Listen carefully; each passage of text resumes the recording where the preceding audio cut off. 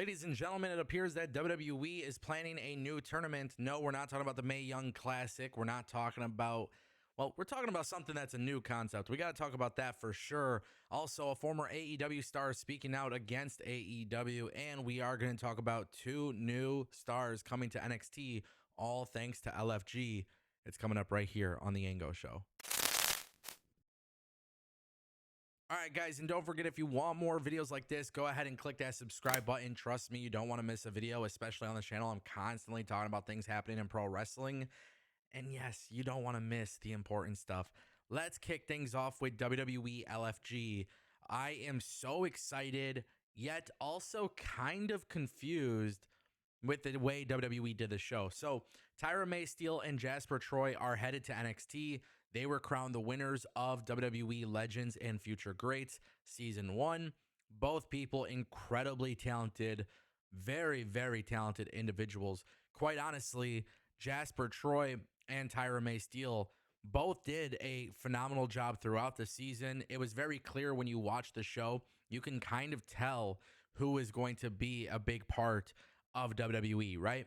However, the way they kind of revealed the winners, in my opinion, was anticlimactic because it really came down to, at the very end, who Shawn Michaels decided to give TV contracts to.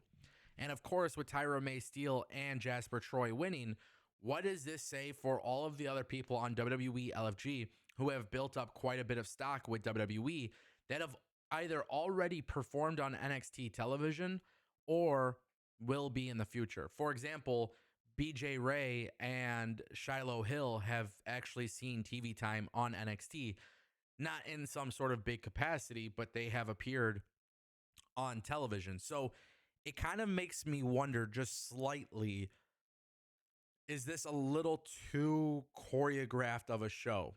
You know, like obviously there is a delay from when they tape it to when they perform and, you know, things of that nature. But while the show was going on, we saw people from WWE LFG already on TV. Cutler James, for example, is part of Dark State.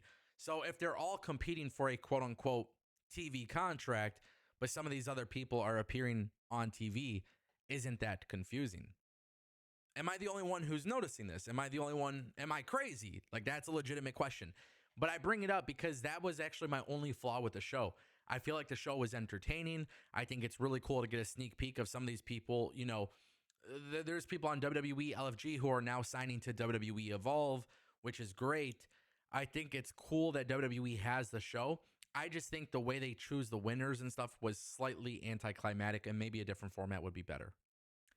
That takes us to our next topic. Fuego del Sol, aka KJ Orso, definitely taking over the headlines these days. We talked about it before. He unmasked himself, revealed a new gimmick on the independent scene.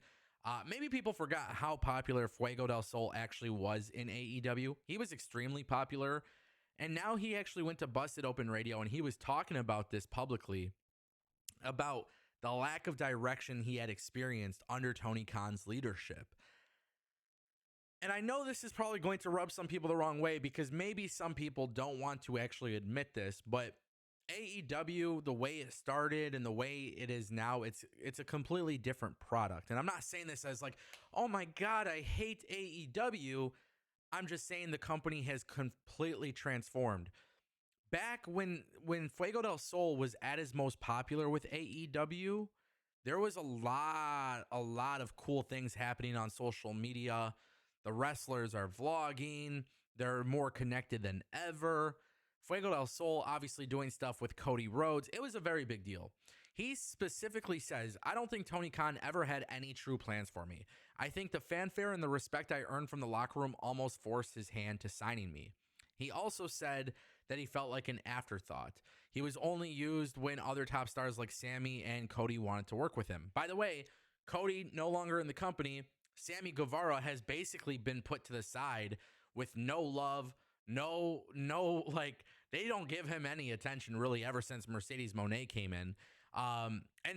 It's weird. It's so strange how this company has completely changed from that original vision of what the company was. I don't get it. He also says, I'm an outside puzzle piece that he just fits in when he wants. You could do some stuff with Sammy. Cody really likes you. When Cody wants stuff with you, we'll do stuff with you and Cody. But there was really no real plan for me ever. He actually said too that he pitched multiple ideas to reinvent himself with the company. He kind of wanted to change the reputation, or kind of change the reputation that he's had as a performer. And he said that he actually pitched to go to Japan for DDT wrestling. He said that he wanted to just kind of freshen up his scenery. He also pitched taking off his mask and doing something different. All of his pitches were rejected, and it just kind of left a weird stench. And that he was really excited to get out of there. Listen, it doesn't change the fact that AEW is different, bro. It is. Sammy Guevara, the four pillars of the company, not a focus. Jack Perry's not on TV. Cody Rhodes obviously not there. The Elite, it's in this weird hostile takeover situation of the company.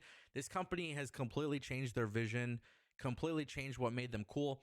People forget that Fuego del Sol and Dark Order and some of these other acts that might be received as comedy were actually a very big part of the company's success and a very big part of online fanfare. So strange. And that brings us to our final topic, ladies and gentlemen. WWE is planning a new tournament, at least according to a new trademark that they just did very late yesterday. It's been revealed. The company has now filed for King of the Luchadors on May 18th. And basically, it looks like WWE is doing a tournament for the Luchadors, which makes a lot of sense because of the fact that they're acquiring AAA, right? They have tons and tons of luchadors signed to the company now. They're doing Worlds Collide. AAA has Triple Mania. This is something that I think would be really dope. I know WWE does not do a Cruiserweight Championship anymore, and I understand that some people will just never agree with me here. I miss that title belt so much. I want that title belt back on TV so bad, but for some reason, they just never fully commit to it. And now more than ever, it just makes more sense to do it. But the King of Luchadors is literally a new tournament that they're doing. Doesn't sound like they're doing King and Queen of the Ring this year. There's been no mention of that. But I also I just think this is a great idea, bro. I don't know how you don't do this. You're gonna have plenty of talent that you could feature on it. You want to highlight Vikingo, Penta, Phoenix, this person, that person. It doesn't matter. Whoever you want to highlight, you have win the tournament. Make this an exclusive. Make this an actual event. Make this a PLE, whatever it is. I think the tournament would be really dope. You want to highlight Lucha Libre. This is the way to do it. You want to show people that you're excited about the potential in Mexico and you're acquiring AAA. You do this and you put a highlight on people. But the most important thing is you don't just do it for the sake of the tournament. You also do it for the sake of the future of the business. So even after you book the tournament, you continue to put a spotlight on the Luchadors. It's not that hard of a task. I'm excited to see this. I love the trademark.